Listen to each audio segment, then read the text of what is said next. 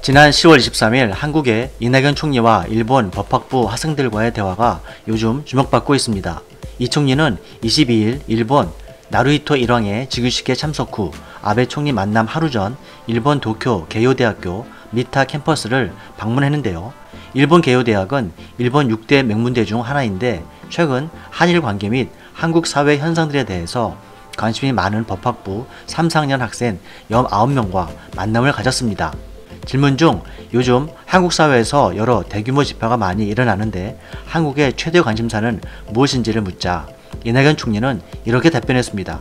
물론 경제와 살림살이에 관심이 많은데 예전에 비해 한국인들은 대외 관계에 대해서 관심이 고조되고 있고 특히 공정함과 정의에 대해서 대단히 예민한 감각을 가지고 있다. 그래서 공정하지 않다고 생각할 경우 항의나 이의를 제기하는 것을 본물처럼 쏟아내는 경향이 있는데 이것은 한국 민주주의를 활력 있게 만드는 요소이기도 하다.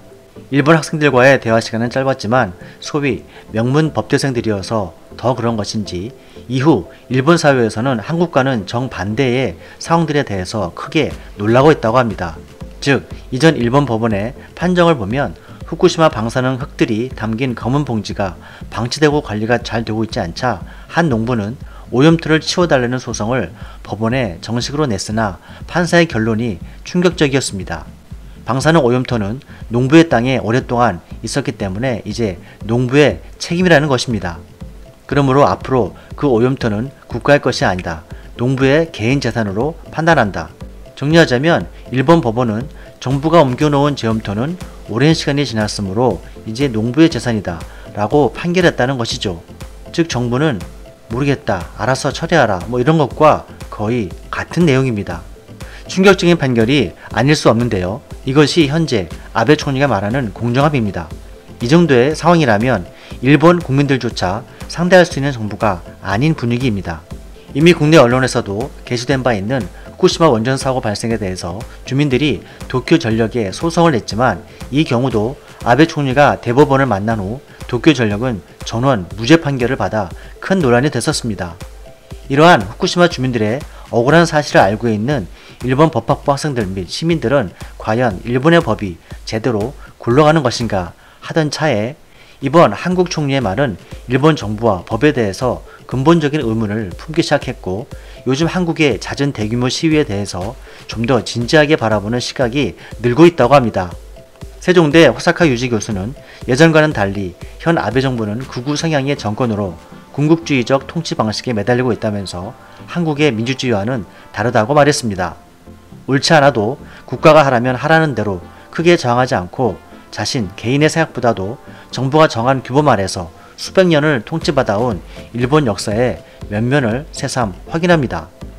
한국 총리와의 질답이 회자되면서 일본 대학생들과 네티즌들 사이에서는 적극성이 없는 일본을 한탄하면서 불의에 못 참는 한국인들의 대규모 집회가 크게 와닿는 상황입니다. 2차 세계대전 당시 일화가 한 가지 생각나는데요.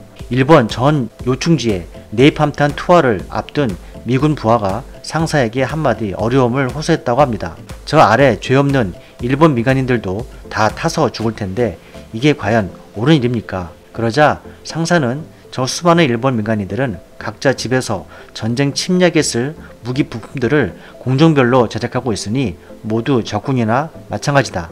그러니 투하해도 괜찮다고 했습니다.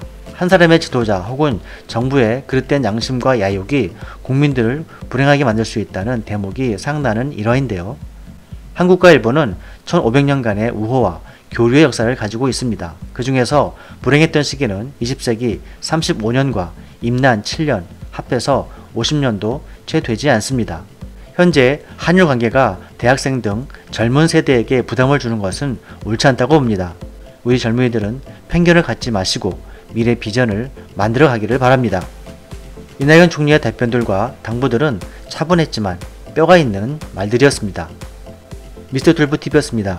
시청해주셔서 감사합니다.